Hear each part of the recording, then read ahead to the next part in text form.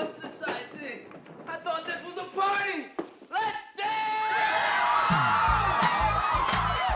Hi, I'm Kevin, and this is Raised on Film. Today I want to talk about dance in film. I always appreciate films where the cinematography leaves room to see the actors' bodies in motion and in relation to one another.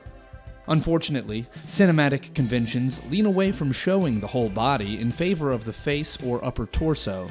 Sometimes, this is the right choice, allowing directors to capture subtleties in actors' performances or to heighten an audience's sense of claustrophobia or intimacy. Have you got a coat? In the closet. I didn't want the others to know about me. More often than not, however, it is resorted to as the default, standard, and safe framing choice, and often leads to bland and rote cinema. So today let's talk about the actor's movement in space, specifically the power of synchronized group movement. This shows up in film in several ways, but the form that probably jumps to mind first is dance. Now there are dance films, films about dance, films framed by dance. There's dancing in musicals, and in Bollywood. But sometimes, dance shows up where you might least suspect it. Do I make you horny, baby? Yeah, do I? This is Austin Powers, International Man of Mystery, a cinematic send-up, or rather love letter, to spy films and television of the late 60s and early 70s. This quirky, charming, colorful, and jubilant comedy became such a surprise sensation in the 90s that it spawned two product placement-ridden sequels, infused several catchphrases into our collective vernacular, and even introduced one of the most recognizable gestures in film history. This is Ex Machina, a stark, minimalist exploration of man's relationship with machines. Invoking the Turing test, the film is a heady exploration of what it means to be alive. Caleb is an employee at Nathan's secluded compound to act as a guinea pig in an obtuse experiment involving Ava, a robot. It's complicated. These films both have very distinct tones which give them vastly different feels. Similar to any number of comedies, Austin Powers at its core is a series of sketches held together by a pretty loose plot. It sets itself apart from its peers, however, from moment one by opening like this.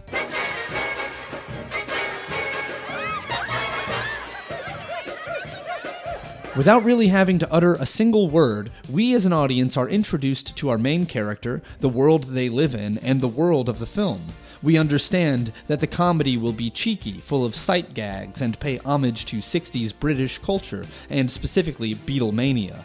It's also charming and silly that by the time Austin handsprings into the front seat of his convertible, we are already fully immersed and ready to play. Setting a tone like this often takes even great films a substantial amount of screen time, but Austin Powers manages to do it in about 4 minutes. Ex Machina as well sets a vastly different tone in no time at all. It introduces us to our protagonist Caleb, isolated among his co-workers before traversing a vast landscape devoid of humanity, setting the audience up for the claustrophobic, thought-provoking, insular experience the film is sure to create. Caleb is toyed with and lied to by both his host Nathan and the robot Eva, and just when his footing is at its most tenuous, this happens. You tore up her picture. I'm gonna tear up the fucking dance floor, dude. Check it out. Everybody's busy. Can't wait for the night to begin. It's groovy, fun, and one of the most memorable scenes in the movie. However, it is so inconsistent with the rest of the film that it instantly not only puts us in the same place of instability as Caleb, but takes the bottom out from under us and plunges us further into unknowing. It also gives a stark glimpse into the extent of control Nathan has in this world, and hints at the weird and perverse things he is probably doing with all of his power. If you've created a conscious machine, it's not the history of man. That's the history of gods. All done without words. Group movement and dance can communicate worlds of information across language barriers, even in the most unlikely places. It can be used to show the synchronized splendor of a surrogate family at its peak, or the undeniable, potentially dangerous chemistry between two characters. Or it can be an external expression of one character's love for another. In each of these instances, the profound power of synchronized movement is undeniable, and there is no better way to fulfill the intention of each moment than through bodies in motion. And could you imagine any of these movies without these scenes? This is all just to say that dialogue is overrated. Movement is a language that is understood globally. It's the language. And these films are great examples of how dance can set a mood, serve and shape a story, and say more than mere words.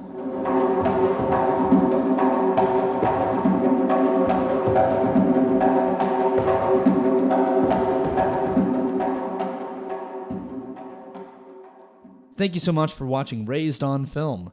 If you like what we do, make sure to subscribe and like and share and tell your friends. Word of mouth is good. And stay tuned because we've got more coming.